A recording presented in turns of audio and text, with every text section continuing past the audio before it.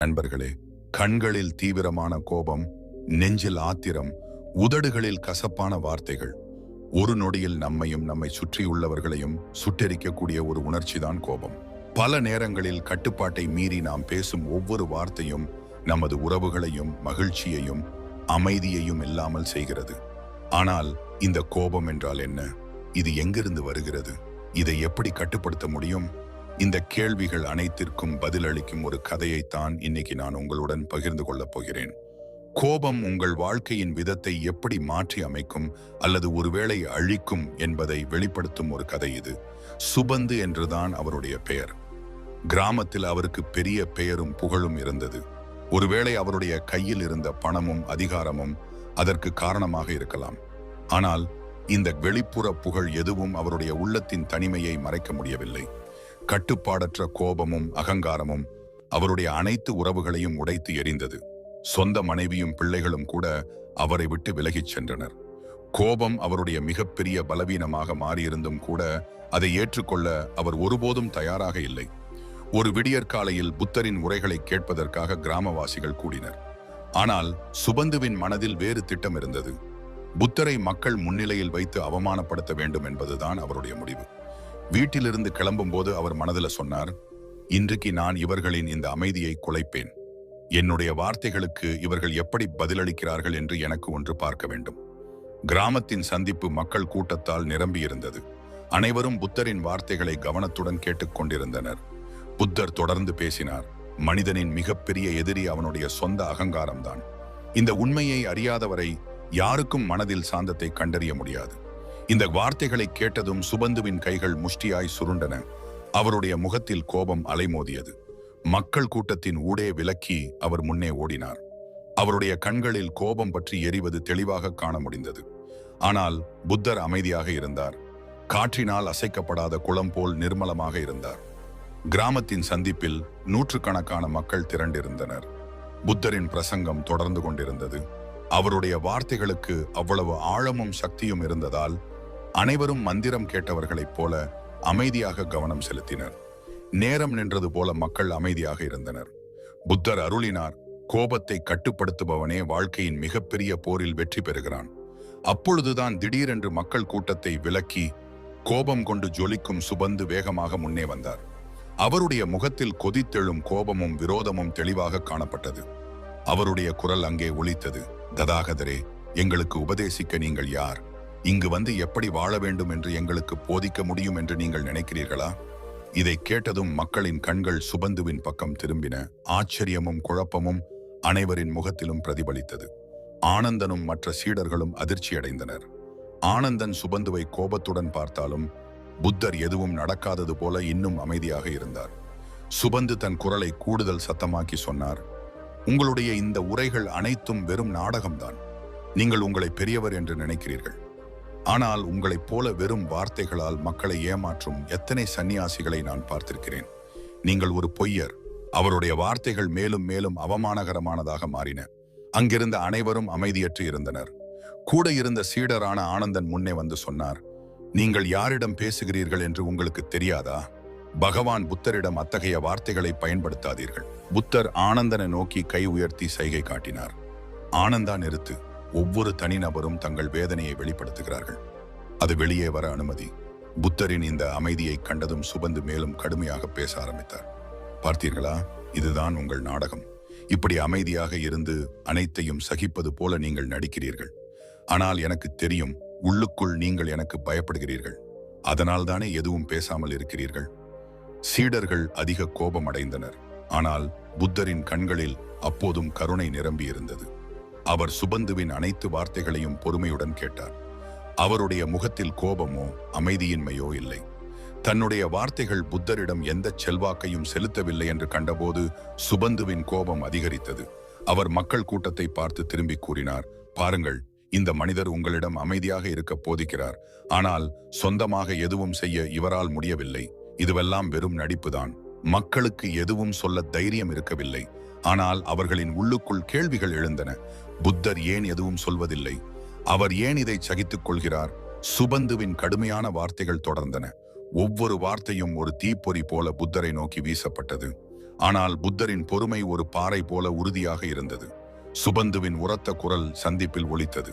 அவருடைய வார்த்தைகளில் கோபமும் அவமானமும் அகங்காரமும் தெளிவாக தெரிந்தது. மக்கள் பயந்து நடுங்கினர். சீடர்களுக்கு கோபத்தை கட்டுப்படுத்த முடியவில்லை. ஆனால் புத்தர் அமைதியாக தொடர்ந்தார். ஒரு மலையின் மேல் வீசும் காற்றைப் போல அசைக்க முடியாதவராகவும் ஆழமானவராகவும் எந்த செல்வாக்கிற்கும் உட்படாதவராகவும் இருந்தார். சுபந்து தன் பேச்சை முடித்துக்கொண்டு கேலியுடன் சொன்னார், இப்போது என்ன ததாகதரே, ஏன் அமைதியாக இருக்கிறீர்கள்? சொல்லுங்கள், உங்களை போன்ற ஒரு மகா போதகருக்கு என்னுடைய கேள்விகளுக்கு பதில் இல்லையா? புத்தர் மெதுவாக கண்களை உயர்த்தினார். அவருடைய முகத்தில் ஒரு புன்னகை இருந்தது. யாருடைய மனதையும் அமைதிப்படுத்தக்கூடிய ஒரு புன்னகை. அவர் அமைதியாகவும் தெளிவாகவும் கேட்டார், சகோதரா, நான் உன்னிடம் ஒரு கேள்வி கேட்டால் நீ பதிலளிப்பாயா? கோபத்தின் ஆவேசத்தில் இருந்த சுபந்து திடீரென அசைவின்றி நின்றார். அவர் சற்று அதிர்ச்சி அடைந்தார். ஆனால் தன் குரலை கடுமையாக்கி சொன்னார், கேளுங்கள், உங்களுடைய கேள்வியையாவது கேட்கலாமே. புத்தர் தன்னிடத்தில் அசைவின்றி அமர்ந்திருந்தவாறு கூறினார், ஒரு நபர் மற்றவருக்கு ஒரு பரிசை அளிக்கிறார். ஆனால் அந்த நபர் அந்த பரிசை ஏற்க மறுத்தால் அந்த பரிசு யாரிடம் இருக்கும்? இந்த கேள்வியை கேட்டு சுபந்துவுக்கு அதன் பொருள் புரியவில்லை. அவர் கேலியுடன் சிரித்துக்கொண்டே சொன்னார், ஒருவர் பரிசை ஏற்காவிட்டால் அது கொடுத்தவரிடமேதானே இருக்கும். புத்தர் அதே அமைதியுடன் பதிலளித்தார், நீ சொன்னது முற்றிலும் சரிதான். இப்போது யோசி, நீ எனக்கு கோபம், இழிவு, அவமானம் ஆகியவற்றின் பரிசை அளிக்கிறாய். நான் அதை ஏற்றுக்கொள்ளாமல் இருந்தால் இந்த பரிசு யாருடைய வசம் இருக்கும்? புத்தரின் வார்த்தைகள் அந்த சூழ்நிலை முழுவதையும் அசைவற்றதாக்கியது போல தோன்றியது. அனைவரும் ஸ்தம்பித்தனர். அதுவரை தன்னம்பிக்கையுடன் நின்றிருந்த சுபந்து திடீரென்று அமைதியானார். அவர் கண்களை தாழ்த்தினார். புத்தர் தன் பேச்சை தொடர்ந்தார், சகோதரா, கோபமும் அவமானமும் ஒரு பரிசை போன்றவை. அதை கொடுப்பவரின் விருப்பம் அதுதான். ஆனால் அதை ஏற்க வேண்டுமா இல்லையா என்று தீர்மானிக்கும் உரிமை பெறுபவருக்கும் உண்டு. நான் உன்னுடைய கோபத்தையும் அவமானத்தையும் ஏற்றுக்கொள்ளவில்லை. அதனால் அது உன்னிடமேதான் இருக்கும். அமைதியுடனும் ஸ்திரத்தன்மையுடனும் கூடிய இந்த வார்த்தைகள் சுபந்துவின் உள்ளத்தில் ஆழமாக பதிந்தன. அங்கே கூடியிருந்த மக்கள் கூட்டமும் அமைதியானது. ஆனந்தனும் மற்ற சீடர்களும் புத்தரின் வார்த்தைகளில் ஆச்சரியப்பட்டு அவரையே பார்த்தனர். சுபந்து முதன்முறையாக தன் உள்ளுக்குள் ஏதோ விசித்திரமான ஒரு அனுபவத்தை உணர்ந்தார். அது வெட்கமா, சுய பரிசோதனையா, அல்லது வேறு ஏதேனுமா என்று அவருக்கு புரியவில்லை. ஆனால் ஒன்று தெளிவாக இருந்தது, தன்னுடைய வார்த்தைகள் புத்தரிடம் எந்த செல்வாக்கையும் செலுத்தவில்லை. மாறாக புத்தரின் வார்த்தைகள் தன் உள்ளுக்குள் ஒரு புயலை கிளப்பியிருந்தது. சூரியன் உச்சிக்கு வந்திருந்தாலும் சந்திப்பில் சூழ்ந்திருந்த அமைதிக்கு மாற்றம் இருக்கவில்லை. புத்தரின் வார்த்தைகள் இன்னும் காற்றில் ஒலித்துக் கொண்டிருந்தன. கோபத்தையும் அவமானத்தையும் ஏற்றுக்கொள்ளாமல் இருந்தால் அது கொடுப்பவரிடமேதான் இருக்கும். சுபந்து அங்கே நின்றார். ஆனால் அவருடைய கண்களில் இப்போது அந்த கோபம் இருக்கவில்லை. அவர் அமைதியாக தலை குனிந்து திரும்பிச் சென்றார். மக்கள் கூட்டத்தில் ஒரு அமைதி சூழ்ந்திருந்தது. அனைவரும் ஒரு அதிசயம் கண்டது போல. மக்கள் திரும்பிச் செல்ல ஆரம்பித்த போது புத்தரின் சீடரான ஆனந்தனின் மனதில் கேள்விகளின் ஒரு புயல் எழுந்தது. அவனால் தன்னை கட்டுப்படுத்த முடியவில்லை. அவன் புத்தரிடம் வந்து கேட்டான், பகவானே, எனக்கு புரியவில்லை. அந்த மனிதன் உங்களை அவமானப்படுத்தினான், உங்களை பற்றி இழிவாக பேசினான். இருந்தாலும் நீங்கள் அவனிடம் எதுவும் சொல்லவில்லை, கண்டிக்கவில்லை, எந்த பதிலையும் அளிக்கவில்லை. நீங்கள் ஏன் அப்படி செய்தீர்கள்? புத்தர் ஆனந்தனை பார்த்தார். அவருடைய கண்களில் கருணையும் பொறுமையும் ஒன்றாக இருந்தன. அவர் மெதுவாக கேட்டார், ஆனந்தா, யாராவது உனக்கு கோபம் உண்டாக்க முயற்சித்தால் உனக்கு கோபம் வருவது கட்டாயமா? ஆனந்தன் சற்று தடுமாறி பதிலளித்தான், பகவானே, கோபம் இயல்பானது அல்லவா? ஒருவர் உங்களை அவமானப்படுத்தவோ மோசமாக பேசவோ செய்யும் போது நீங்கள் எப்படி இதையெல்லாம் சகித்துக் கொள்கிறீர்கள்? நான் அந்த நபரிடம் கோபப்பட்டிருப்பேன். புத்தர் புன்னகைத்தார். அவர் ஆனந்தனை தன் அருகே அமர சைகை காட்டினார். புத்தர் கூறினார், கோபம் இயல்பானது அல்ல, அது ஒரு எதிர்வினை. ஒவ்வொரு எதிர்வினையும் நம் மனதின் தேர்வு. நான் சுபந்துவின் வார்த்தைகளில் கோபப்பட்டிருந்தால் நான் அவனைப் போல ஆகியிருக்க மாட்டேனா? என் மனம் அவனுடைய கோபத்தால் பாதிக்கப்பட நான் விரும்புகிறேனா? ஆனந்தன் கவனமாக கேட்டான். ஆனால் அவனுடைய ஆர்வம் குறையவில்லை. அவன் மீண்டும் கேட்டான், ஆனால் குருவே, உங்களுக்கு துக்கம் தோன்றவில்லையா? அந்த நபர் உங்களை நிந்தித்தாரே, உங்களுக்கு அந்த அவமானம் உணரப்படவில்லையா? புத்தர் ஒரு நீண்ட மூச்சு எடுத்து புன்னகையுடன் கூறினார், ஆனந்தா, அவமானம் நம்மை காயப்படுத்துவது நாம் அதை உள்ளுக்குள் ஏற்றுக்கொள்ளும் போது மட்டும்தான். யாராவது தீயை கொண்டு வந்து நாம் அதற்கு விறகு கொடுக்காமல் இருந்தால் அந்த தீ எரியுமா அல்லது அணைந்து போகுமா? நான் எப்போதும் கருணையைத்தான் பயிற்சி செய்கிறேன். மற்றவர்களின் வேதனையை புரிந்து கொள்வதுதான் கருணை. சுபந்துவின் வார்த்தைகளில் அவனுடைய வேதனை தெளிவாக இருந்தது. அவன் சொந்த உள்ளுக்குள்ளான போராட்டங்களுடன் சண்டையிட்டுக் கொண்டிருந்தான். அப்படி இருக்க நான் ஏன் அவனுடைய கோபம் என்னுடைய உள்ளுக்குள் நுழைய அனுமதிக்க வேண்டும்? ஆனந்தனின் முகம் சிந்தனையில் மூழ்கியது. அவன் ஒரு நீண்ட மூச்சு எடுத்து சொன்னான், அப்படியானால் இதன் அர்த்தம் அனைத்து அவமானங்களையும் நிந்தனைகளையும் நாம் சகித்துக் கொள்ள வேண்டும் என்றா? குருவே, புத்தரின் புன்னகை மேலும் ஆழமானது. அவர் ஆனந்தனின் கண்களை பார்த்து சொன்னார், ஆனந்தா, எல்லாவற்றையும் சகிப்பதும் ஒரு கலைதான். ஆனால் அதன் நோக்கம் வெறும் சகிப்புத்தன்மை மட்டுமல்ல, அது நம்மை உள்ளிருந்து பலப்படுத்துகிறது. நம் மனம் ஸ்திரமாகவும் அமைதியாகவும் இருக்கும்போது மட்டுமே நம்மால் மற்றவர்களை புரிந்து கொள்ள முடியும். இன்று நீ பார்க்கவில்லையா, சுபந்து என்னை எந்த அளவுக்கு கோபம் மூட்ட முயன்றானோ, நான் அந்த அளவுக்கு அமைதியாக நின்றேன். காரணம் என்னவென்று தெரியுமா? ஆனந்தன் பதிலுக்கு தலையை ஆட்டியது மட்டும். இதை புரிந்து கொள்ள விரும்பியிருந்தான். சுபந்து கிராமத்தின் நடைபாதையில் மெதுவாக நடந்து கொண்டிருந்தார். அவருடைய காலடிகளில் சோர்வு இருந்தது, மனம் அமைதியற்று இருந்தது. புத்தரின் அமைதியான பதில் அவருடைய உள்ளத்தில் ஏதோ ஒன்றை எழுப்பியிருந்தது. அது என்னவென்று அவர் உணர முடியவில்லை. தன்னுடைய அடையாளமாக மாறியிருந்த கோபம் முதன்முறையாக அவருக்கு ஒரு பாரமாக தோன்றியது. கிராமத்திலிருந்து தொலைவில் ஒரு பழைய ஆலமரம் இருந்தது. சுபந்து அங்கே சென்று அமர்ந்தார். அவர் முஷ்டியை சுருட்டி தனக்கு தானே சொன்னார், எனக்கு என்ன நடக்கிறது? நான் எப்போதும் சரியாகத்தான் இருந்தேன். மக்கள் எனக்கு பயப்படுகிறார்கள், என்னை மதிக்கிறார்கள். ஆனால் இன்று அந்த ததாகதரின் முன் நான் தோற்றது போல எனக்கு ஏன் தோன்றியது? அவருடைய உள்ளுக்குள்ளான அகங்காரம் அவரை துன்புறுத்தியது. ஆனால் புத்தரின் புன்னகையும் வார்த்தைகளும் அவருடைய நினைவுகளில் மீண்டும் மீண்டும் ஒலித்தன. ஒரு பரிசை ஏற்காவிட்டால் அது கொடுப்பவரிடமேதான் இருக்கும். சுபந்துவின் முகத்தில் திடீரென ஒரு அமைதியின்மை தெரிந்தது. அவர் தனக்கு தானே கேட்டார், இந்த கோபமும் விரோதமும் என்னிடம்தான் இருக்கிறதா?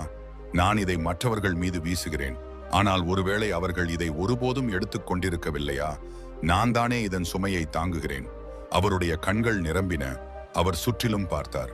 மரங்களின் இலை அசைவும் பறவைகளின் கூவலும் அவரை அமைதிப்படுத்த முயல்வது போல தோன்றியது. ஆனால் அவருடைய உள்ளுக்குள்ளான புயல் அடங்க மறுத்தது. முதன்முறையாக அவர் தன் வாழ்க்கையை பற்றி சிந்தித்தார். நான் ஏன் எப்போதும் கோபப்பட்டுக் கொண்டிருந்தேன்? நான் ஏன் எல்லோரையும் காயப்படுத்தினேன்? என் இருப்பை நிரூபிக்க மற்றவர்களை அவமானப்படுத்த வேண்டிய அளவுக்கு நான் பலவீனமானவனா? ஆலமரத்தடியில் அமர்ந்து சுபந்து கதறி அழுதார். அவர் தலையை முழங்கால்களுக்குள் மறைத்தார். அவருடைய கண்களில் இருந்து கண்ணீர் நிற்காமல் வழிந்தது. சில மணி நேரங்களுக்கு முன் கோபத்திலும் அகங்காரத்திலும் மூழ்கியிருந்த அதே நபர்தான் இது. இப்போது அவர் தன்னுடைய சொந்த பலவீனங்களுக்கு முன் நின்றிருந்தார்.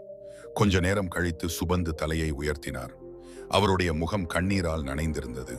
ஆனால் அவருடைய கண்களில் ஒரு புதிய பிரகாசம் இருந்தது. அவர் மனதில் சொன்னார், நான் ததாகதரின் அருகே திரும்பிச் செல்ல வேண்டும். நான் அவரிடம் மன்னிப்பு கேட்க வேண்டும். ஒருவேளை அவரிடமிருந்து எனக்கு ஏதாவது கற்க முடியுமோ? ஒருவேளை இந்த சுமையிலிருந்து அவர் என்னை விடுவிக்க முடியுமோ? சுபந்து மெதுவாக கிராமத்தை நோக்கி அடியெடுத்து வைத்தார். ஒவ்வொரு அடியிலும் அவருடைய இதயம் பாரம் குறைவது போல தோன்றியது. இது எளிதல்ல என்று அவருக்கு தெரியும். மக்கள் கூட்டத்தின் முன் மன்னிப்பு கேட்பது, தன் அகங்காரத்தை உடைப்பது, இவையெல்லாம் அவருக்கு சாத்தியமற்றதாக தோன்றியது.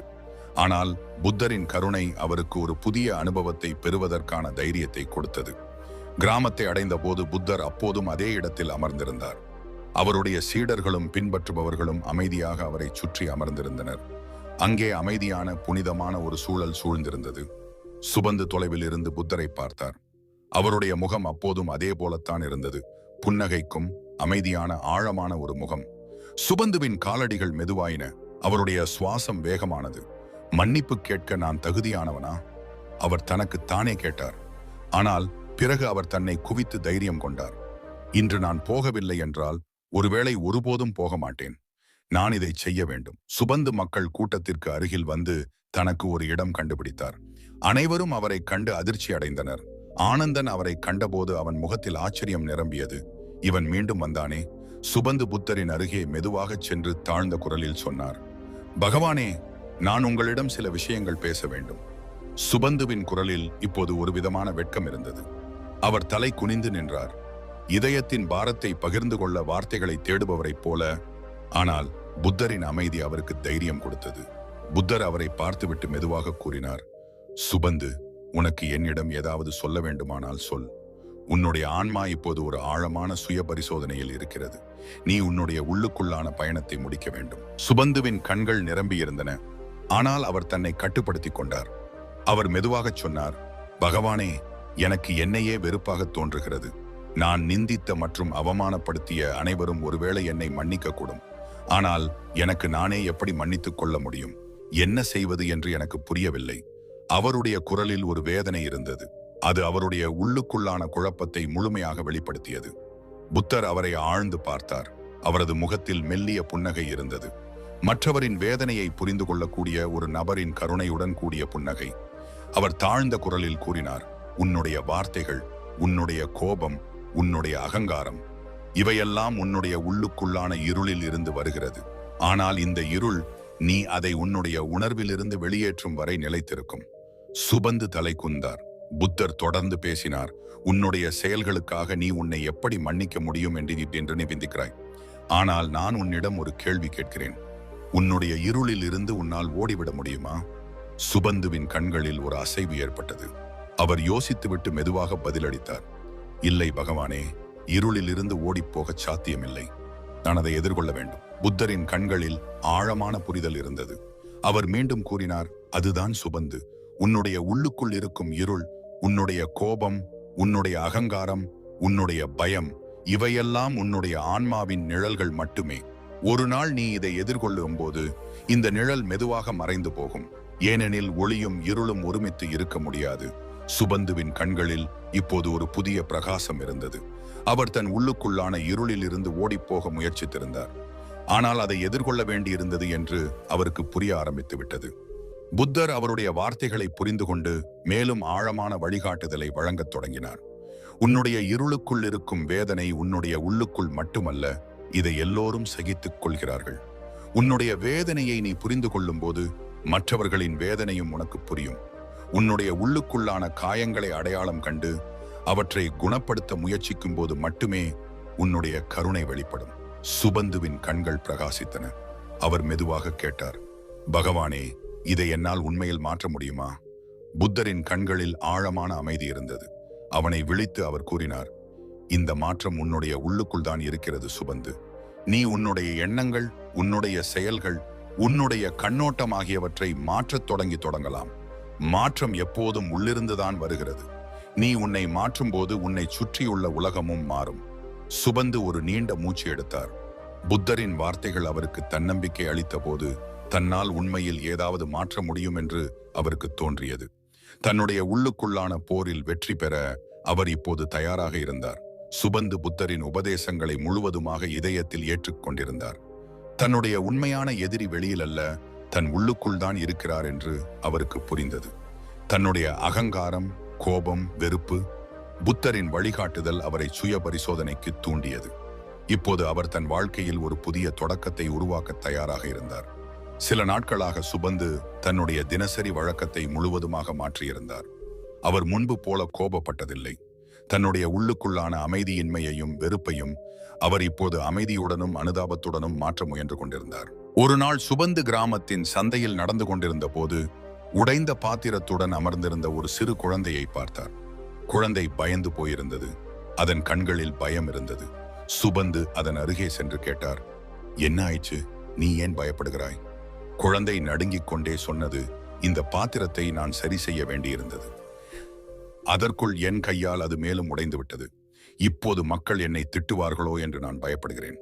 சுபந்து குழந்தையின் கண்களை பார்த்தார். தான் ஒரு காலத்தில் அனுபவித்த வேதனையைத்தான் இந்த குழந்தை இப்போது அனுபவிக்கிறது என்று அவருக்கு முதன்முறையாக தோன்றியது. சுபந்து தன் கோபத்தால் பயந்திருந்ததைப் போலவே இந்த குழந்தையும் அவமானப்படுத்தப்படுமோ என்றும் தன்னுடைய தவறுகளுக்காக மிரட்டப்படுமோ என்றும் பயப்படுகிறது. சுபந்து மெதுவாக குழந்தையை தன் அருகே இழுத்து வைத்து சொன்னார், பார், எல்லோருக்கும் எப்போதாவது தவறுகள் நேரும். இந்த பாத்திரம் உடைந்திருப்பது ஒரு பெரிய விஷயம் அல்ல. உண்மையில் நம் தவறுகளிலிருந்து நாம் என்ன கற்றுக்கொள்கிறோம் என்பதுதான் பிரதானம். இதை கேட்டு குழந்தை சற்று அமைதியானது. சுபந்துவின் வார்த்தைகள் அதற்கு ஆறுதல் அளித்தன. சுபந்துவின் குரலில் உண்மையான ஒரு கருணை இருந்தது. அது புத்தரின் உபதேசங்களின் பலனியோஸ்தா. சுபந்துவின் உள்ளத்தில் அற்புதமான ஒரு மாற்றம் நிகழ்ந்திருந்தது. முன்பு அவர் யாருடைய பலவீனத்தையும் கேலி செய்திருந்தார்.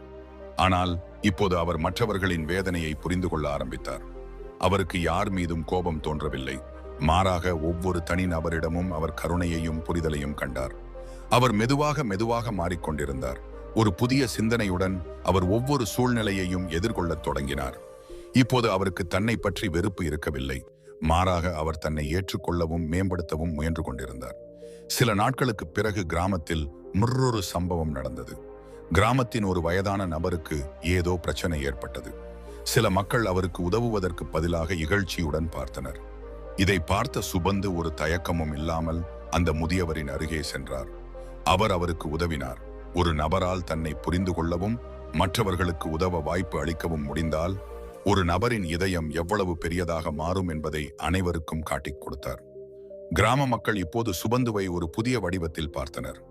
முன்பு கோபமும் வெறுப்பும் நிறைந்த அந்த நபர் இப்போது கருணையின் மற்றும் அமைதியின் சின்னமாக மாறியிருந்தார். உண்மையான சக்தி தன் உள்ளுக்குள்ளான இருளிலிருந்து வெளியே வருவதில்தான் இருக்கிறது என்று சுபந்து இப்போது உணர்ந்திருந்தார். அவரது இந்த மாற்றம் மெதுவாக அவருடைய வாழ்க்கையில் மட்டுமல்ல, மற்றவர்களின் வாழ்க்கையிலும் மாற்றங்களை கொண்டு வந்தது. அவர் இப்போது புத்தரின் உபதேசங்களை முழுமையாக பின்பற்ற தயாராக இருந்தார். அவர் தன் அகங்காரத்தை கைவிட்டார். அவருடைய கண்களில் ஒரு புதிய உற்சாகமும் அமைதியும் இருந்தது. அன்று சுபந்துவின் வாழ்க்கையில் ஒரு முக்கியமான திருப்பு முனையாக இருந்தது. அவர் மாறியிருந்தார். அமைதி வெளிச்சூழ்நிலையில் இருந்து வருவதில்லை, மாறாக நம்முடைய உள்நிலையில் இருந்துதான் உருவாகிறது என்று அவருக்கு தெரியும். தன்னுடைய உள்ளுக்குள்ளான கோபத்தையும் வெறுப்பையும் கைவிட்டால் வாழ்க்கையில் உண்மையான மகிழ்ச்சியையும் அமைதியையும் கண்டறிய முடியும் என்று புத்தரின் வார்த்தைகளிலிருந்து அவர் புரிந்து கொண்டிருந்தார். ஒரு நாள் புத்தர் சுபந்துவை தன் அருகே அழைத்தார்.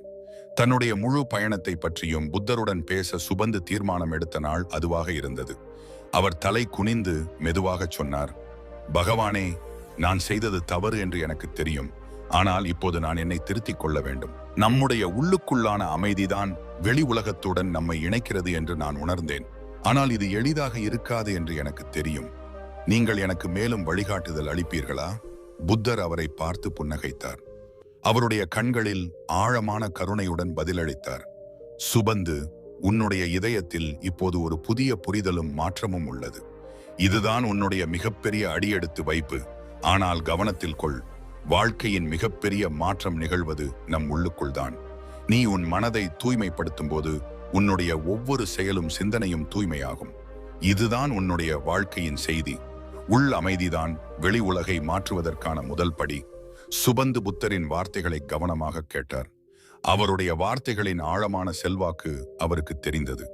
வாழ்க்கையில் அமைதியையும் மகிழ்ச்சியையும் பெறுவதற்கு தன் உள்ளுக்குள்ளான அமைதியின்மைகளை அமைதிப்படுத்த வேண்டும் என்று அவருக்கு புரிந்தது. சில நாட்களுக்கு பிறகு கிராமத்தில் ஒரு பெரிய நெருக்கடி ஏற்பட்டது.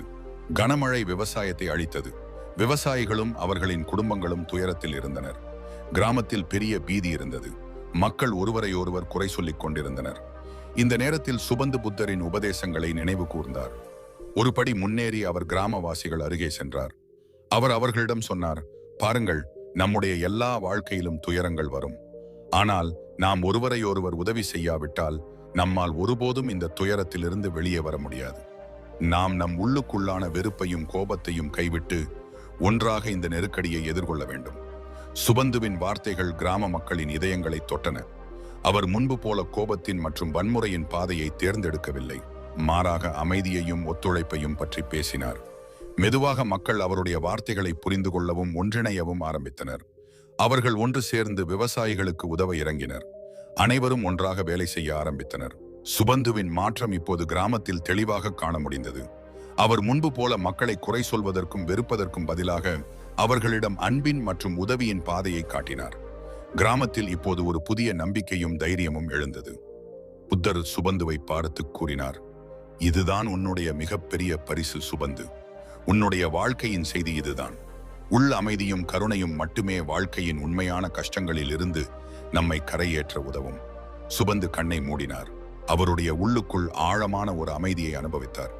இந்த பயணம் ஒருபோதும் முடிவடையாது என்று அவருக்கு தெரியும். வாழ்க்கை ஒவ்வொரு நாளும் புதிய அனுபவங்களுடனும் சவால்களுடனும் வருகிறது. ஆனால் நம் உள்ளுக்குள்ளான அமைதியையும் அன்பையும் நிலைநிறுத்தினால் எந்த நெருக்கடியையும் நம்மால் கடக்க முடியும். இந்த கதையிலிருந்து வாழ்க்கையில் அமைதி, கருணை, சுய பரிசோதனை ஆகியவற்றின் முக்கியத்துவத்தை புரிந்து கொள்வது எவ்வளவு அவசியம் என்பதை நம்மால் கிரகிக்க முடியும். கோபம், அகங்காரம், வெறுப்பு ஆகியவை நம் உள்ளுக்குள்ளான எதிரிகள் என்று கௌதம புத்தர் நமக்கு கற்பித்தார். நம் இதயத்தையும் மனதையும் தூய்மைப்படுத்தும் போது மட்டுமே நம்மால் உண்மையான அமைதியையும் மகிழ்ச்சியையும் கண்டறிய முடியும். சுபந்துவின் மாற்றம் இதை நிரூபிக்கிறது. நம்முடைய எண்ணங்களையும் உணர்ச்சிகளையும் கட்டுப்படுத்த நம்மால் முடியுமானால் நம்முடைய வாழ்க்கை மாறும் என்பது மட்டுமல்ல, நம்மை சுற்றியுள்ள மக்களின் வாழ்க்கையையும் நம்மால் மேம்படுத்த முடியும். இதுதான் உண்மையான வெற்றி, நம் உள்ளுக்குள்ளான அமைதியை கண்டறிந்து உலகில் நல்ல மாற்றங்களை கொண்டு வருவது. ஒவ்வொருவருக்கும் உள்ளே சுய உருவாக்கத்திற்கான திறன் இருக்கிறது என்றும், சரியான வழிகாட்டுதல் மூலம் நம்மால் நம்முடைய வாழ்க்கையை முழுவதுமாக மாற்றியமைக்க முடியும் என்றும் இந்த கதை நமக்கு கற்பிக்கிறது. உங்கள் வாழ்க்கையில் அமைதியும் அன்பும் கருணையும் இருக்க வேண்டும் என்று நீங்கள் விரும்பினால், புத்தரின் வார்த்தைகளை பின்பற்றி உங்கள் பயணத்தை முன்னோக்கி கொண்டு செல்ல விரும்பினால், இந்த சேனலை சந்தா செய்ய மறக்காதீர்கள். உங்கள் போத மனதிற்கு கீழே ஆழத்தில் நிலை கொண்டிருக்கும் ஒன்றுதான் உபோத் மனஸ். நீங்கள் சிந்திக்கும், உணரும், பார்க்கும் அனைத்து விஷயங்களையும் இது பதிவு செய்கிறது. நீங்கள் மீண்டும் மீண்டும் சிந்திக்கும், உணரும் அல்லது பார்க்கும் அனைத்து விஷயங்களும் உங்கள் உபபோத மனதில் சேகரிக்கப்படுகிறது. இந்த உபபோத மனம்தான் உங்கள் வாழ்க்கையின் முடிவுகளை கேட்காமல் எடுக்கிறது. நீங்கள் சிந்திக்கிறீர்கள் என்று உங்களுக்கு தோன்றினாலும் உண்மையில் உங்கள் உள்ளுக்குள் சேகரிக்கப்பட்ட டேட்டா, அதாவது உபபோத மனது பதிலளித்துக் கொண்டிருக்கிறது.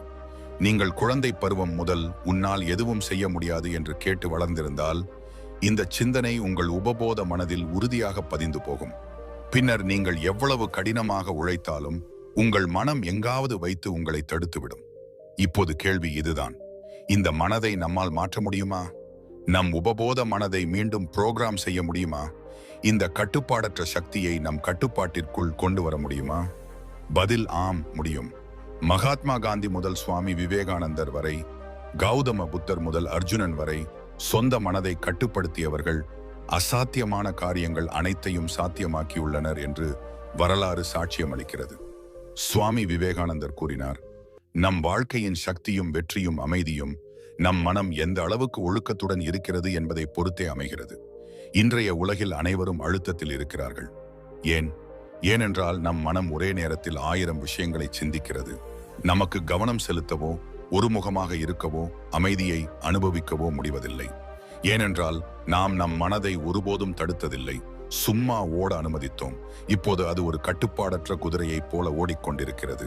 அதனால் புரிந்து கொள்ள வேண்டிய முதல் விஷயம் இதுதான், மனதை கட்டுப்படுத்துவது ஒரு வெளிப்புற விஷயம் அல்ல, இது ஒரு உள்ளுக்குள்ளான பயிற்சி. இது சாத்தியப்படுவது நாம் இதை ஏற்றுக்கொள்ளும் போது மட்டும்தான். ஆமாம், என் மனம் அலைகிறது. ஆமாம், நான் நிலையற்றவன். ஆனால் என்னால் மாற முடியும். ஏனெனில் மாற்றம் ஆரம்பிப்பது நீங்கள் உங்களை நீங்களே உணரும் போதுதான். உங்களை நீங்களே உணர்வதற்கு நீங்கள் உங்கள் மனதுடன் அமர வேண்டும், அதை கேட்க வேண்டும், பிறகு அதற்கு திசையை கொடுக்க வேண்டும். இப்போது மனம் என்றால் என்ன, அது எப்படி செயல்படுகிறது, அதன் சக்தி எவ்வளவு, ஏன் அதை கட்டுப்படுத்த வேண்டும் என்று நாம் புரிந்து கொண்டோம். அடுத்ததாக அதை எப்படி செய்வது, நம் மனதை கட்டுப்பாட்டில் கொண்டு வர உதவும் 5 உறுதியான வழிகள் சுஷமவென்று இப்போது நாம் படிப்போம். உங்கள் விதியை நீங்களே எழுதக்கூடிய தனிநபர் நீங்கதான் என்று நீங்கள் எப்போதாவது சிந்தித்திருக்கிறீர்களா? உங்கள் வாழ்க்கையை கட்டி எழுப்பவும் உடைக்கவும் கூடிய ஒரு சக்தி இருக்கிறது என்று உங்களுக்கு தெரியுமா? சில நேரங்கள்ல நாம் சொல்வோம், என் மனம் சரியில்லை, மனம் மிகவும் அமைதியற்று இருக்கிறது, எல்லாவற்றையும் விட்டுவிடத் தோன்றுகிறது. ஆனால் நீங்கள் எப்போதாவது உங்களிடமே கேட்டிருக்கிறீங்களா, இந்த மனம் என்றால் என்ன? இது நம் தலையில் இருக்கும் ஒரு பொருளா, அல்லது நம்மை எப்போதும் இங்கும் அங்கும் இழுத்துச் செல்லும் ஒரு கண்ணுக்கு தெரியாத சக்தியா? இன்றைய மனிதன் உலகை கைப்பற்ற விரும்புகிறான், ஆனால் சொந்த மனதிடம் தோற்றுப் போகிறான். சமூக ஊடகங்களை திறந்தால் கவனம் மாறுகிறது. வேலை செய்ய அமர்ந்தால் மனம் சாக்குப்போக்குகளை கண்டறிகிறது. கோபம் வரும்போது மனம் தீயாக மாறுகிறது. காதலில் இருக்கும்போது அதே மனம் நம்மை குருடாக்குகிறது. அதனாலே மனம் நம்மை எங்கே கொண்டு செல்கிறது என்பது கேள்வி அல்ல. நாம் அதை புரிந்து கொள்கிறோமா அல்லது அதை அமைதிப்படுத்துகிறோமா, அடக்குகிறோமா என்பதுதான் கேள்வி. இன்றைக்கு நாம் முதல் பலன் தரும் வழியை பற்றி பேசுவோம். மனதை புரிந்து கொள்ளுங்கள், அதை அடக்காதீர்கள். மனம் ஒரு எதிரி அல்ல. மகாபாரதத்தில் அர்ஜுனனை குழப்பிய அதே மனம்தான் இது. ஸ்ரீகிருஷ்ணர் ஞானம் கொடுத்து அமைதிப்படுத்தியதும் இதே மனதைத்தான். புத்தர் கூறுவார், மனம்தான் எல்லாம். நீங்கள் எப்படி சிந்திக்கிறீர்களோ அப்படியே ஆகிவிடுவீர்கள். அதாவது உங்கள் மனம் அமைதியற்றதாக இருந்தால் வெளி உலகில் உங்களுக்கு ஒருபோதும் அமைதி கிடைக்காது. உங்கள் மனதை நீங்கள் புரிந்து கொண்டால் எந்த சூழ்நிலையிலும் நீங்கள் ஸ்திரமாக நிற்க முடியும். ஆனால் துரதிர்ஷ்டவசமாக நாம் நம் மனதை அடக்க பழகிவிட்டோம். கோபம் வரும்போது கோபப்படக்கூடாது என்று சொல்கிறோம். பயம் தோன்றும் போது பயத்தை காட்டக்கூடாது என்று சொல்கிறோம். ஆனால் இந்த உணர்ச்சிகளை அடக்குவதால் அவை இல்லாமல் போய்விடுமா? இல்லை, அவை மேலும் ஆழங்களுக்கு செல்கின்றன. ஒரு பாட்டிலில் வாயுவை நிரப்புவது போல ஒரு நேரம் வரும், அது வெடித்து சிதறும். அதே போல நம் மனதையும் எண்ணங்களையும் வேதனைகளையும் உணர்ச்சிகளையும் புரிந்து கொள்வதற்கு பதிலாக அடக்கும்போது அவை உள்ளிருந்து நம்மை உடைக்க ஆரம்பிக்கின்றன. மனதை கட்டுப்படுத்துவதற்கான முதலாவது மற்றும் மிகப்பெரிய அடியெடுத்து வைப்பு அதை அறிவதுதான், அதை அடையாளம் காண்பதுதான். மனம் துக்கம் அடைந்தால் எதுக்கு? மனம் கோபத்தில் இருந்தால் எந்த காரணத்திற்காக? மனம் அலைந்தால் எதை இழந்தது? நாம் ஒவ்வொரு நாளும் காலை எழுந்திருக்கிறோம், ஆனால் நம் மனதிடம் அது என்ன உணர்கிறது என்று கேட்பதில்லை. நாம் மற்றவர்களின் வார்த்தைகளை கேட்கிறோம், ஆனால் நம் உள்ளுக்குள் நடக்கும் விஷயங்களில் கவனம் செலுத்துவதில்லை. ஒரு உதாரணம் எடுத்துக் கொள்ளுங்கள். நீங்கள் ஒரு அறையில் அமர்ந்திருக்கிறீர்கள் என்று வைத்துக் கொள்ளுங்கள். ஒரு குழந்தை திரும்ப திரும்ப அழுகிறது. நீங்கள் என்ன செய்வீங்க? அவனை அடிப்பீங்களா? அல்லது அவனுடைய விஷயத்தை புரிந்து கொள்வீங்களா? அவனுடைய விஷயத்தை கேட்காதவரை அவன் அழுது கொண்டிருப்பான் என்று உங்களுக்கு தெரியும். அதே போல உங்கள் மனம் அமைதியற்று இருக்கும்போது அது உங்கள் கவனத்தை திசை திருப்பியும் பதற்றத்தை கொடுத்தும் மோசமான எண்ணங்களை கொண்டு வந்தும் அழுது கொண்டிருக்கிறது. அதன் விஷயத்தை கேட்பது அவசியம், அதை அடக்கக்கூடாது. நவீன உளவியல் கூறுகிறது, அவபோதம் நோய்க்கான சிகிச்சையின் முதல் படி. பண்டைய இந்தியாவின் பிரம்மஞானம் கூறுகிறது, ஸ்வத்தியானம் பரமம் தப, அதாவது ஆத்ம பரிசோதனை மிகப்பெரிய தவம். நம் மனம் ஒவ்வொரு நொடியும் எதையாவது சிந்திக்கிறது. ஒரு சாதாரண மனிதனின் மனதில் ஏறக்குறைய 60,000த்திற்கும் மேற்பட்ட சிந்தனைகள் தினமும் வருகின்றன. இதில் 80% எதிர்மறையானவை. இப்போது யோசியுங்கள், இந்த சிந்தனைகளை நீங்கள் அடையாளம் காணவில்லை என்றால் எதை சரி செய்ய வேண்டும் என்று உங்களுக்கு எப்படி தெரியும்? மனதை புரிந்து கொள்வது என்றால் அதன் ஒவ்வொரு சிந்தனையையும் உணர்ச்சியையும் அடையாளம் கண்டு ஏற்றுக்கொள்வதுதான். நீங்கள் துக்கம் அடைந்திருந்தால் அதை அடக்குவதற்கு பதிலாக உங்களிடம் நீங்களே சொல்லுங்கள், ஆமாம், நான் இப்போது துக்கம் அடைந்திருக்கிறேன், இது பரவாயில்லை. நீங்கள் கோபத்தில் இருந்தால் உங்களிடம் நீங்களே சொல்லுங்கள், ஆமாம், நான் கோபத்தில் இருக்கிறேன், ஆனால் நான் புரிந்து கொள்ள வேண்டும். இது என்னை பொசுக்காமல் இருக்க. இங்கிருந்துதான் உண்மையான கட்டுப்பாடு தொடங்குகிறது. இந்த கட்டுப்பாட்டின் ஆரம்பம் தியானத்திலிருந்தே வருகிறது. தியானம் என்றால் சரியோ தவறோ என்று லேபிள் செய்யாமல் சும்மா பார்ப்பது. உங்க மனதை கேட்கவும் புரிந்து கொள்ளவும் நீங்கள் தொடங்கும் போது அது அமைதியாக தொடங்குகிறது. நீங்கள் அதை அடக்குவதை நிறுத்தும் போது அது உங்கள் வார்த்தையை கேட்கத் தொடங்கும். ஏனென்றால் மனம் ஒரு இயந்திரம் அல்ல, அதை கட்டுப்படுத்த அது ஒரு உயிரோட்டம் உள்ள சக்தி. அதை புரிந்து கொள்வதன் மூலம் அது உங்கள் துணையாகிறது. புத்தர் கூறினார், தன் மனதை கைப்பற்றுபவன் ஆயிரக்கணக்கான போர்களில் வெற்றி பெறுபவனை விட பெரிய வெற்றியாளன். அதனால் அடுத்த முறை உங்கள் மனதில் அமைதியின்மையோ பயமோ குழப்பமோ ஏற்படும் போது அதை அடக்காதீர்கள். உட்காருங்கள். பிறகு உங்களிடம் நீங்களே கேளுங்கள், மனமே, என்ன விஷயம்? அப்பொழுது நீங்கள் பார்ப்பீர்கள் மெதுவாக எப்படி உங்கள் மனம் உங்களுடன் பேச ஆரம்பிக்கிறது என்று, எப்படி அது உங்கள் கட்டளைகளுக்கு கீழ்ப்படிய ஆரம்பிக்கிறது என்று, எப்படி உங்கள் ஆன்மா உங்கள் வாழ்க்கையின் திசையை நிர்ணயிக்க ஆரம்பிக்கிறது என்று. மனதை புரிந்து கொள்ளுங்கள், அடக்காதீர்கள். இந்த முதல் வழி ஒரு தொழில்நுட்பம் மட்டுமல்ல, இது ஒரு வாழ்க்கை முறை. இந்த வாழ்க்கை முறை நம்மை ஆன்மீக அறிவு, தன்னடக்கம், சுய வளர்ச்சி ஆகியவற்றை நோக்கி இட்டுச் செல்கிறது. இது ஒரு முதல் அடியெடுத்து வைப்பு. மனம் நம்முடைய எஜமானன் அல்ல, சேவகனாக மாறும் திசையை நோக்கி நாம் முன்னேறி செல்லலாம். ஏனென்றால் இதுதான் வாழ்க்கையின் உண்மையான போராட்டம். வெளி உலகை மாற்றுவது அல்ல, மாறாக உள்ளுக்குள்ளான புயலை அமைதிப்படுத்துவது. மனதை புரிந்து கொள்வது பற்றி நாம் பேசிவிட்டோம். அடுத்த கேள்வி இதுதான், மனம் அலையும் போது அதை எப்படி திரும்ப கொண்டு வருவது? இதை எப்படி ஒருமுகப்படுத்துவது? ஒழுக்கமான மற்றும் இலக்கு சார்ந்த வாழ்க்கை மூலம் மனதிற்கு திசையை கொடுங்கள். நீங்கள் சும்மா இருக்கும்போது உங்கள் மனம் உங்களை எங்கெல்லாம் கொண்டு போகிறது என்று எப்போதாவது சிந்தித்திருக்கிறீர்களா? ஒரு சிறிய விஷயத்தை பற்றி மணிக்கணக்கில் சிந்திப்பது, கடந்த காலத்தை பற்றி வருத்தப்படுவது, வராததை பற்றி கவலைப்படுவது. இதுதானா வாழ்க்கை? இதற்காகவா நாம் பிறந்தோம்? அல்லது நாம் நம் மனதை அவ்வளவு சுதந்திரமாக விட்டுவிட்டதால் அது நம் வாழ்க்கையின் எஜமானனாக மாறியதா? இப்போது யோசித்து பாருங்கள். கடிவாளம் இல்லாத ஒரு குதிரை வேகமாக ஓடுகிறது, ஆனால் அது சரியான திசையை விட அழிவுகரமான திசையை நோக்கியே போகிறது. நம் மனமும் அப்படித்தான். அது வேலை செய்யாமல் இருக்கும்போது, அதற்கு ஒரு இலக்கு இல்லாமல் இருக்கும்போது, அது சும்மா இருக்கும்போது, மனம் சும்மா இருக்கும்போது அது உங்களை எதற்கும் உதவாதவனாக ஆக்குகிறது. அமைதியையோ ஸ்திரத்தன்மையையோ மகிழ்ச்சியையோ அளிப்பதில்லை. உங்கள் மனதை கட்டுப்படுத்த மிகவும் உதவும் இரண்டாவது பலன் தரும் வழி இதுதான். மனதை வேலையில் ஈடுபடுத்துங்கள், அல்லது அது உங்களை வழிதவறச் செய்யும். கௌதம புத்தர் கூறியிருக்கிறார், மனம்தான் எல்லாம். நீங்கள் எதை சிந்திக்கிறீர்களோ அது நீங்கள் ஆகிவிடுவீர்கள் என்று. ஆனால் கேள்வி இதுதான், மனம் எதற்காக சிந்திக்கிறது? சிந்திக்கும் போது ஏன் அது சரியாக சிந்திப்பதில்லை? இதற்கு ஒரு எளிய பதில் இருக்கிறது. ஏனென்றால் நாம் அதை எந்த வேலையிலும் ஈடுபடுத்தவில்லை, எந்த திசையையும் கொடுக்கவில்லை. இன்றைக்கு நம் மனம் அலைவது அதற்கு ஒரு நிலையான இலக்கு கிடைக்காததால் தான். நாம் காலையில் எழுந்திருக்கிறோம், பிறகு சிந்திக்காமல் நாள் முழுவதும் வேலையில் மூழ்குகிறோம். இரவில் வாழ்க்கையில திருப்தி இல்லை என்று புகார் செய்கிறோம். ஏனென்றால் நாம் செய்யும் வேலை உடலால் மட்டுமே செய்யப்படுகிறது, மனதால் அல்ல. மனம் ஓய்வாக இருக்கும்போது பயம் வருகிறது, பதற்றம் வருகிறது, ஒப்பிடுதல் வருகிறது, கோபம் வருகிறது, இறுதியில் தன்னைத்தானே குறை கூறுவதும் வருகிறது. மூளையின் ஒரு அற்புதமான சிறப்பு என்னவென்றால், அது எப்போதும் சுறுசுறுப்பாக இருக்க விரும்புகிறது என்பதுதான். விஞ்ஞானிகளின் கருத்துப்படி நம் மூளையால் ஒரு நொடியில் மில்லியன் கணக்கான நரம்பு இணைப்புகளை உருவாக்க முடியும். நீங்கள் அதற்கு ஒரு இலக்கு கொடுக்காமல் இருந்தால் அது தனக்குத்தானே ஒரு இலக்கை உருவாக்கும். பல நேரங்களில் அந்த இலக்கு துக்கமோ, குழப்பமோ, அல்லது தான் பலவீனமானவன் என்று தோன்றும் உணர்ச்சியோவாக இருக்கும். இன்றைய உலகில் இது மிகவும் ஆபத்தானதாக மாறியிருக்கிறது. சமூக ஊடகங்களில் நாம் நாள் முழுவதும் மற்றவர்களின் வாழ்க்கையை பார்க்கிறோம், பிறகு நம்முடைய வாழ்க்கையுடன் ஒப்பிட ஆரம்பிக்கிறோம். அப்பொழுது மனம் சொல்கிறது, பார், நீ ஒன்றுமில்லை, உன்னிடம் என்ன இருக்கிறது? நீ உனக்காக எப்போதாவது ஏதாவது செய்வாயா இல்லையா?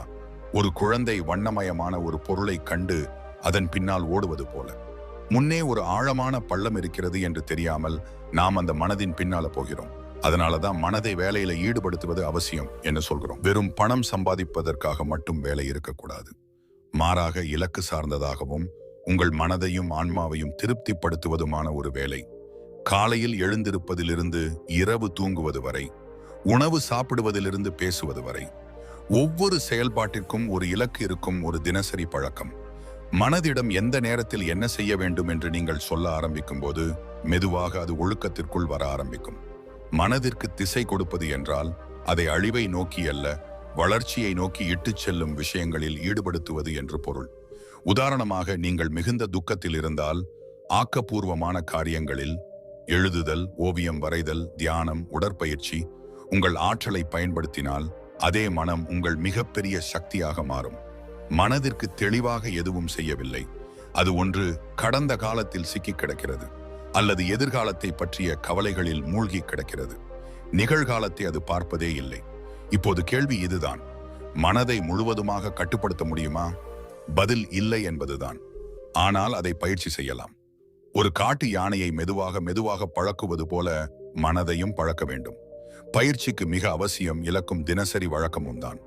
கௌதம புத்தர் தன் சீடர்களுக்கு போதித்தார், சரியான முயற்சி, சரியான நினைவு, சரியான ஒருமுகப்படுத்துதல் ஆகியவையே மனதை ஸ்திரப்படுத்துகின்றன. நம் தினசரி பழக்கத்தில் மனத்தெளிவையும் உணர்வு பூர்வமான அமைதியையும் ஆன்மீக ஆற்றலையும் அளிக்கும் விஷயங்களை சேர்க்கும்போது நம் மனம் நம் கட்டுப்பாட்டிற்குள் வர ஆரம்பிக்கிறது. மனதிற்கும் மூளைக்கும் உள்ள வித்தியாசம் என்ன? மூளை ஒரு உயிரியல் உறுப்பு, ஆனால் மனம் ஒரு அனுபவம். மூளை சிந்திக்கிறது, மனம் உணர்கிறது. நம்முடைய உபபோத மனம் மிகவும் சக்தி வாய்ந்தது. உங்கள் பழக்கங்கள், நினைவுகள், உணர்ச்சிகள், கலாச்சாரங்கள் ஆகிய அனைத்தும் சேகரிக்கப்படும் இடம் இது. நீங்கள் ஒரு விஷயத்தை மீண்டும் மீண்டும் செய்யும் போது அது உபபோத மனதிற்குள் செல்கிறது. அதனால்தான் ஒவ்வொரு நாளும் உங்கள் மனதை ஏதேனும் ஆக்கப்பூர்வமான மற்றும் இலக்கு சார்ந்த விஷயங்களில் ஈடுபடுத்தினால் அது மெதுவாக உங்கள் பழக்கமாக மாறிவிடும். அப்போது மனம் வழி தவறவே செய்யாது. பார்ப்பதிலும், கேட்பதிலும், உண்பதிலும் அனைத்திலும் கட்டுப்பாடு வைத்து மனதை கட்டுப்படுத்த முடியும். பெரிய வேலை எதுவும் செய்யாமலேயே நாள் முடிவில் நாம் ஏன் சோர்வடைகிறோம் என்று எப்போதாவது சிந்தித்திருக்கிறீர்களா? நம் மனதில் பல நேரங்களில் ஏன் அமைதியின்மையும் பதட்டமும் நிரம்புகிறது? நம் ஆசைகளுக்கு ஏன் ஒரு முடிவே இல்லை? நாம் ஏன் சொந்த மனதின் அடிமைகளாக மாறிக்கொண்டிருக்கிறோம்? இதற்கு பின்னால் ஒரு பெரிய காரணம் இருக்கிறது. அது நம் புலன்களின் மீதான கட்டுப்பாடின்மைதான். ஆமாம், காணத் துடிக்கும் கண்கள், கேட்க விரும்பும் காதுகள், சுவையின் பின்னால் ஓடும் நாக்கு. இந்த புலன்கள் கட்டுப்பாடில்லாமல் ஆகும்போது மனதிற்கும் கடிவாளம் இல்லாமல் போய்விடும். இன்றைக்கு நாம் மனதை கட்டுப்படுத்துவதற்கான மூன்றாவது பலன் தரும் வழியை பற்றி பேசப் போகிறோம். புலன்களை கட்டுப்படுத்துங்கள், மனம் தானாகவே அமைதியாகிவிடும். மனமும் புலன்களும் ஒரு வண்டியை போன்றவை. புலன்கள் குதிரைகள், மனமோ அந்த வண்டியின் சாரதி. குதிரைகள் கட்டுப்பாடு இல்லாமல் போனால், சாரதி எவ்வளவு எவ்வளவு நல்லவனாக இருந்தாலும் வண்டிக்கு விபத்து நேரலாம். நம் கண்களுக்கும் காதுகளுக்கும் நாக்கிற்கும் சருமத்திற்கும் மூக்கிற்கும் நாம் ஒரு கடிவாளம் கொடுக்காமல் இருந்தால் மனம் அமைதியாக இருக்கும் என்று சொல்வது ஒரு மாயையாக இருக்கும். கட்டுப்பாடு என்றால் தியாகம் அல்ல, மாறாக விவேகத்துடன் பயன்படுத்துவது என்று பொருள். உதாரணமாக அவசியமானதை மட்டும் பாருங்கள். உங்கள் அறிவையோ ஆன்மாவையோ உயர்த்தும் விஷயங்களை மட்டும் கேளுங்கள். இன்று நாம் எல்லாவற்றையும் அறியத் துடிக்கிறோம். இவையெல்லாம் உண்மையில் நமக்கு தேவையான விஷயங்கள் அல்ல. இது நம் புலன்களின் பசி மட்டும்தான். இந்த பசிக்கு நாம் ஒவ்வொரு முறையும் உணவு கொடுத்தால் மனதிற்கு ஒருபோதும் ஸ்திரத்தன்மையை கண்டறிய முடியாது. கௌதம புத்தர் இவ்வாறாக கூறுவார், தன் கண்களை கட்டுப்பாட்டில் வைத்திருக்க திறன் உள்ளவனே யதார்த்த ஞானி. ஆசைகளின் பின்னால் ஓடுவது எப்படி மனதை அமைதியற்றதாக்குகிறது என்பதை அவர் உணர்ந்திருந்தார். ஒருவன் தன் புலன்களை கட்டுப்படுத்தும் போது அவன் சொந்த மனதின் எஜமானனாக மாறுகிறான். உங்கள் மனம் ஸ்திரமாகவும் அமைதியாகவும் இருக்கவும் ஆழமாக செயல்படவும் நீங்கள் விரும்பினால் முதலில் உங்கள் புலன்களை ஒழுக்கத்தில் கொண்டு வர வேண்டும். இதன் அர்த்தம் எல்லாவற்றையும் விட்டுவிட வேண்டும் என்பதல்ல. மாறாக எப்போது என்ன எவ்வளவு அவசியம் என்று நீங்கள் புரிந்து கொள்ள வேண்டும். நீங்கள் மனதிடம் நான் இனி எல்லா ஆசைகளுக்கும் பணிய மாட்டேன் என்ற செய்கையை கொடுக்கத் தொடங்கும் போது அது மெதுவாக உங்கள் வார்த்தைகளுக்கு கட்டுப்படத் தொடங்கும். ஏனென்றால் எல்லா ஆசைகளையும் அனுமதிப்பது அதை பலவீனமாக்கும் என்ற உண்மையும் மனதிற்கு தெரியும். புலன்கள் கட்டுப்படுத்தப்படும் போது தியானத்தில் ஸ்திரத்தன்மை வருகிறது, சிந்தனைகளில் தெளிவு வருகிறது, வாழ்க்கையில் மகிழ்ச்சி தானாகவே பாயத் தொடங்குகிறது. அடுத்த முறை மனதாலயும் போது அதை குறை கூறுவதற்கு முன் உங்கள் புலன்களை பாருங்கள். இன்று முதல் ஆரம்பியுங்கள். ஒவ்வொரு நாளும் சிறிது சிறிதாக கடிவாளம் போடுங்கள். மெதுவாக மெதுவாக மனம் தானாகவே அமைதியாகிவிடும். ஏனென்றால் வெளிச்சத்தம் குறையும் போது மட்டுமே உள்ளுக்குள்ளான அமைதியை கேட்க முடியும். இதுதான் மூன்றாவது பலன் தரும் வழி. புலன்களை கட்டுப்படுத்துங்கள், மனம் தானாகவே உங்களுடையதாகிவிடும். நம் மனம் எப்போது மிகவும் அமைதியற்றதாகிறது என்று நீங்கள் எப்போதாவது சிந்தித்திருக்கிறீங்களா? நாம் யாருடைய வார்த்தைகளுக்காவது உடனடியாக பதிலளிக்க தொடங்கும் போது, சிறிய விஷயங்கள்ல கோபம் வரும்போது, அந்த நேரத்தில் அமைதியாக இருப்பது மிகவும் சரி என்று சிந்திக்க கூட நம்மளால் முடியாமல் இருக்கும்போது, இங்குதான் நாம் மிகப்பெரிய தவறை செய்கிறோம். ஏனென்றால் நாம் எவ்வளவு வேகமாக பதிலளிக்கிறோமோ அவ்வளவு வேகமாக மனதின் சமநிலையும் இழக்கப்படுகிறது. நாம் இப்போது மனதை கட்டுப்படுத்துவதற்கான 5 பலன் தரும் வழிகளில் 4வதை பற்றி பேசிக் கொண்டிருக்கிறோம். சுபாவத்தில் பொறுமையையும் சகிப்புத்தன்மையையும் வளர்த்துக் கொள்ளுங்கள். இந்த வழி எவ்வளவு சாதாரணமாக தோன்றுகிறதோ அவ்வளவு ஆழமானதும் பலன் தருவதுமாகும். நம் சுபாவத்தில் பொறுமை இல்லை என்றால் ஒவ்வொரு சிறிய விஷயமும் நமக்கு பெரியதாக தோன்றும். பொறுமை என்றால் மனதை கட்டுப்பாடுகளில் இருந்து விடுவிக்கும் கலை. சகிப்புத்தன்மை என்றால் நம் ஆற்றலை சரியான திசையில் பாய அனுமதிக்கக்கூடிய சக்தி. பொறுமை இல்லை என்றால் எண்ணங்களின் வெள்ளம் நம்மை கடத்தி சென்றுவிடும். ஆனால் பொறுமை இருந்தால் அதே மனம் நம் வாழ்க்கைக்கு அமைதியையும் ஸ்திரத்தன்மையையும் அளிக்கும். அன்றாட வாழ்க்கையில் பொறுமையையும் சகிப்புத்தன்மையையும் சுபாவத்தில் கொண்டு வர நம்மால் முடியும். அதற்கான முதல் அடியெடுத்து வைப்பு தன்னை கட்டுப்படுத்துவதுதான். அடுத்த முறை யாராவது உங்களிடம் ஏதாவது சொல்லும் போது, நீங்கள் கோபத்தில் இருக்கும்போது ஒரு நீண்ட மூச்சு எடுத்துக் கொள்ளுங்கள். எதுவும் சொல்லாதீர்கள். பிறகு உங்களிடம் நீங்களே சொல்லுங்கள், நான் இதற்கு இப்போதே பதிலளிக்க தேவையில்லை. பொறுமை என்றால் அந்த நொடியில் நீங்கள் உங்கள் மனதின் அடிமை அல்ல என்று அர்த்தம். நீங்கள் அமைதியின், விவேகத்தின், கட்டுப்பாட்டின் முடிவை எடுக்கிறீர்கள். மிகப்பெரிய மாற்றங்களுக்கும் மிகப்பெரிய புரிதலுக்கும் மிகச் சக்தி வாய்ந்த ஆன்மாவுக்கும் நேரம் எடுக்கும் என்று எப்போதாவது சிந்தித்திருக்கிறீர்களா? நேரத்துடன் கூடவே மிக அதிகமாக தேவைப்படுவது பொறுமைதான்.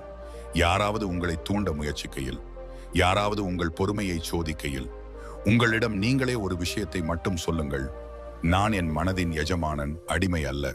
மிக்க பிரச்சனைகளும் நம்முடைய அவசரத்திலிருந்தும் நம்முடைய பதில்களிலிருந்தும் நம்முடைய பொறுமையின்மையிலிருந்தும் ஏற்படுகின்றன. மனம் இவை எல்லாவற்றிலிருந்தும் விடுபடும் போதுதான் உண்மையான அமைதி, உண்மையான மகிழ்ச்சி, ஆழமான ஸ்திரத்தன்மை ஆகியவை நம் வாழ்க்கையில் வந்து சேரும். நாளின் ஆரம்பம் எவ்வளவு நல்லா இருந்தும் திடீரென்று ஒரு வார்த்தை, ஒரு நபர், ஒரு சிறிய சந்திப்பு, இவையெல்லாம் நம் மனதை அமைதியின்மைக்கு தள்ளிவிடுவது ஏன் என்று நீங்கள் எப்போதாவது சிந்தித்திருக்கிறீர்களா? இன்று நாம் மனதை கட்டுப்படுத்துவதற்கான 5வது பலன் தரும் வழியை பற்றி பேசப் போகிறோம். எதிர்மறையான நபர்களிடமிருந்தும் விஷயங்களிலிருந்தும் விலகி இருங்கள். மனம் மிகவும் மென்மையானதும் ஆனால் மிக மிக சக்தி வாய்ந்ததுமான ஒரு ஆற்றல். அது சுற்றியுள்ள சூழலால் ஆழமாக பாதிக்கப்படுகிறது. இன்றைய காலத்தில் மிகப்பெரிய ஆபத்து எதிர்மறைத்தன்மை, அல்லது எதிர்மறை சிந்தனைகள்தான். இது மெதுவாக நம் தன்னம்பிக்கையையும் சிந்தனைகளையும் மன அமைதியையும் அரித்து தின்னும் ஒரு மெதுவான விஷம். எதிர்மறையான நபர்கள் எப்போதும் மற்றவர்களிடம் குறைகள் கண்டுபிடிக்க முயற்சிப்பவர்கள், வார்த்தைகள் மூலம் கேலி செய்பவர்கள், மற்றவர்களை தாழ்த்தி காட்ட முயற்சிப்பவர்கள். விமர்சிப்பது, புகார் சொல்வது, பயத்தை பரப்புவது, மற்றவர்களின் மகிழ்ச்சியை அபகரிப்பது, இவையே அவர்களுடைய வேலை. நீங்கள் தினமும் அத்தகைய நபர்களுக்கு மத்தியில் வாழ்ந்தால் உங்களால் நேர்மறையாக இருக்க முடியுமா? உங்களால் அமைதியாக இருக்க முடியுமா? இங்குதான் நம் மனம் பலவீனம் அடைய ஆரம்பிக்கிறது. அதனால முதல் மற்றும் மிக முக்கியமான அடியெடுத்து வைப்பு இதுதான். உங்கள் வாழ்க்கையில் தினமும் கொஞ்சம் கொஞ்சமாக உங்கள் மனதை உடைப்பவர்கள் யார் என்று அடையாளம் காணுங்கள். எதிர்மறையான நபர்களிடமிருந்து விலகி இருப்பது என்றால் தன்னை பாதுகாத்துக் கொள்வதுதான். ஒரு விஷயம் நம்மை தீங்கு விளைவித்தால் அதிலிருந்து விலகி இருப்பது நம்முடைய பொறுப்பு இல்லையா? இது மனிதர்களுடன் மட்டும் முடிந்து போவதில்லை. எதிர்மறையான விஷயங்கள், செய்திகள், பதிவுகள், நாள் முழுவதும் புகார்கள் மட்டும் சொல்லும் பயத்தை பரப்பும் குழுக்கள், இவையெல்லாம் நம் மனதை கெடுக்கின்றன. உங்களை சோர்வடையச் செய்யும் நபர்களிடமிருந்தும் விஷயங்களிலிருந்தும் உங்கள் ஆற்றலை பாதுகாத்துக் கொள்ளுங்கள். உங்கள் மனதை தூய்மையாக வைத்திருக்க வெளியில் இருந்து அசுத்தம் வர அனுமதிக்காமல் இருப்பது அவசியம். எதிர்மறையான நபர்கள் நெருக்கமானவர்களாக இருக்கலாம், ஆனால் நினைவில் கொள்ளுங்கள், விலகி இருப்பது என்றால் உடல் ரீதியான தூரம் மட்டுமல்ல, மன ரீதியான தூரமும் அவசியம். நீங்கள் அவர்களுடன் இருங்கள், ஆனால் அவர்களுடைய வார்த்தைகளுக்கு உங்கள் மனதில் இடம் கொடுக்காதீர்கள். உங்கள் மனதிற்கு மட்டும் பதிலடியுங்கள். ஒரு அமைதியான நபரின் அருகில் இருக்கும் போதே உள்ளுக்குள்ளான அமைதியின்மைகள் அடங்குவது போல தோன்றுவது நாம் உள்வாங்கும் ஆற்றலின் செல்வாக்குதான். உங்கள் மனதின் அமைதியை கவர்ந்து செல்லும் எதிலிருந்தும் மெதுவாக விலகிச் செல்லுங்கள். ஏனெனில் ஆரோக்கியமான மனமில்லாமல் உங்களுக்கு நன்றாக சிந்திக்கவோ வாழவோ முடியாது. நம் உடலை நோய்களிலிருந்து பாதுகாக்க நாம் சுத்தம் கடைபிடிப்பது போல மனதையும் எதிர்மறை தன்மையிலிருந்து பாதுகாக்க வேண்டியது நம் பொறுப்பு. உங்கள் மனம் அமைதியாகவும் பலமாகவும் ஒவ்வொரு நாளும் ஆற்றலுடனும் இருக்க வேண்டும் என்று நீங்கள் விரும்பினால் முதல் மற்றும் முக்கியமான அடியெடுத்து வைப்பு எதிர்மறை தன்மையிலிருந்து விலகி இருப்பதுதான். ஏனென்றால் மனம் ஒவ்வொரு நாளும் கேட்பது, பார்ப்பது, அனுபவிப்பது போல ஆகிவிடுகிறது. உங்கள் உடலின் சுத்தம் போலவே உங்கள் மனதின் சுத்தமும் முக்கியமானது. சுத்தம் ஆரம்பிப்பது நீங்கள் எதிர்மறை தன்மைக்கு இல்லை என்று சொல்லும் போதுதான். உங்கள் மனம் உங்கள் மிகப்பெரிய சக்தி. அதை பராமரியுங்கள், அதை அலங்கரியுங்கள், அதை மிகவும் அழகாக ஆக்குங்கள்.